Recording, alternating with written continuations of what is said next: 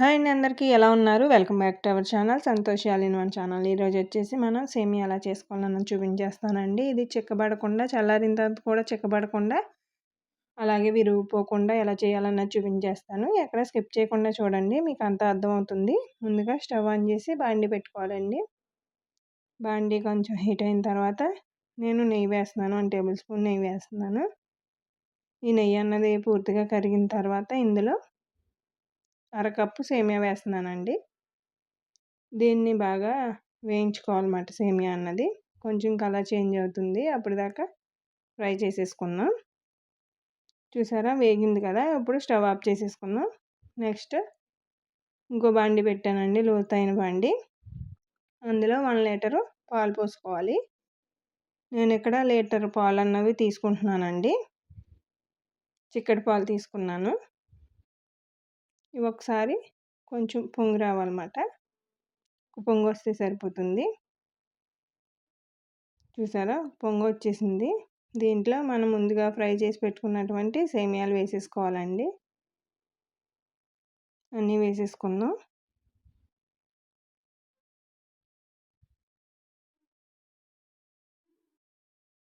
వేసేసుకున్న తర్వాత మనం గరిటతో తిప్పుకుంటూ ఉండాలండి ఉడికేంత వరకు కూడా. మీరు ఇలా గరిటతో ఇలా తిప్పుతూ ఉన్నారంటే మీకు టేస్ట్ కూడా చాలా బాగుంటుంది. ఇదేనండి చిట్కా. మనకి సేమియా అన్నది టేస్టీగా రావాలి అనుకుంటే మనం సేమియా ఉడికేంత వరకు ఇలా గరిటతో ఇలా ఉన్నారంటే మీకు పాలు కొంచెం చిక్కబడి టేస్ట్ అన్నది బాగుంటుందండి. సేమియా ఉడికేంత వరకు ఉడికించేసుకుందాం. ఇలా దగ్గరుండే ప్రాసెస్ అంతా చేయాలండి. మీరు స్టవ్ మీద పెట్టేసి వెళ్ళారంటే అడుగున అంటుకుపోతాయి సేమియా అన్నది, కాబట్టి తిప్పుకుంటూ ఉండాలి. సేమియా అన్నది కాస్త ఉడికిన తర్వాత నెక్స్ట్ ప్రాసెస్లోకి వెళ్దాం.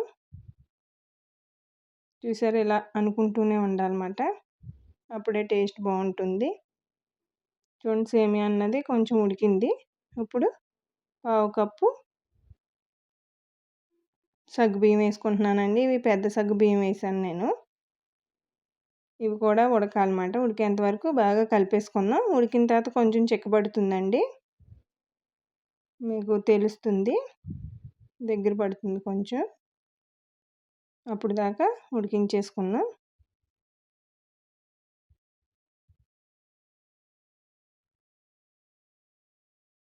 చూసారా ఇంకా ఉడికిపోయింది. ఈ స్టేజ్లో ఉండగా స్టవ్ ఆఫ్ చేసేసుకోవాలండి. ఇంకా దించేసుకుందాం. దీన్ని స్టవ్ ఆఫ్ చేసేసుకుని కింద దించేసుకోవాలి. దించుకున్న తర్వాత ఇందులో కొంచెం ఇలాచీ పొడి, అలాగే కొద్దిగా పంచదార, అలాగే బెల్లం వేసేసుకోవాలండి. మీరు స్టవ్ ఆఫ్ చేసుకున్నాక బెల్లం వేసుకున్నారంటే పాలన్నం విరగకుండా ఉంటుంది అన్నమాట. సేమియా కూడా చాలా బాగుంటుంది. స్టవ్ ఆఫ్ చేసుకున్న తర్వాత బెల్లం వేసుకుని కలిపేసుకోవాలి. బెల్లం కరిగిపోతుందండి, కొంచెం వేడిగా ఉంటుంది కదా సేమియా, ఇంకా కరిగిపోతుంది. మీరు తినే తీపిని బట్టి వేసుకోండి బెల్లం అన్నది. బెల్లం అలాగే పంచదార వేసుకుంటే టేస్ట్ బాగుంటుందండి. ఒకసారి అలా ట్రై చేసేయండి. అలాగే నేతిలో ఫ్రై చేసుకున్నటువంటి జీడిపప్పు, కిస్మిస్ కూడా వేసేసుకుందాం. అంతేనండి, రెడీ అయిపోయింది వేడివేడిగా సేమియా. ఇది ఇంకా చిక్కపడదండి, ఇదే స్టేజ్లో ఉంటుందన్నమాట. చల్లారినా సరే ఒకసారి ఇలా ట్రై చేసేయండి. అలాగే వేడిగా ఇష్టమైన వాళ్ళు ఇలా వేడిగా తినేయచ్చండి. లేదు చల్లారిన తర్వాత కూల్గా తినాలనుకుంటే ఫ్రిడ్జ్లో పెట్టుకుని కాసేపు తిన్నారంటే చాలా బాగుంటుంది. నాకైతే ఇలా వేడివేడిగా ఉన్నదే ఇష్టం అండి. అలాగే వీడియో నచ్చితే లైక్ చేయండి. అలాగే మీ ఫ్రెండ్స్కి, ఫ్యామిలీ మెంబర్స్కి షేర్ చేయండి. ఇలాంటి మంచి మంచి రెసిపీస్ కోసం మన ఛానల్ని సబ్స్క్రైబ్ చేసుకుని సపోర్ట్ చేయండి. మరో మంచి రెసిపీతో మళ్ళీ కలుద్దాం. Thank you for watching.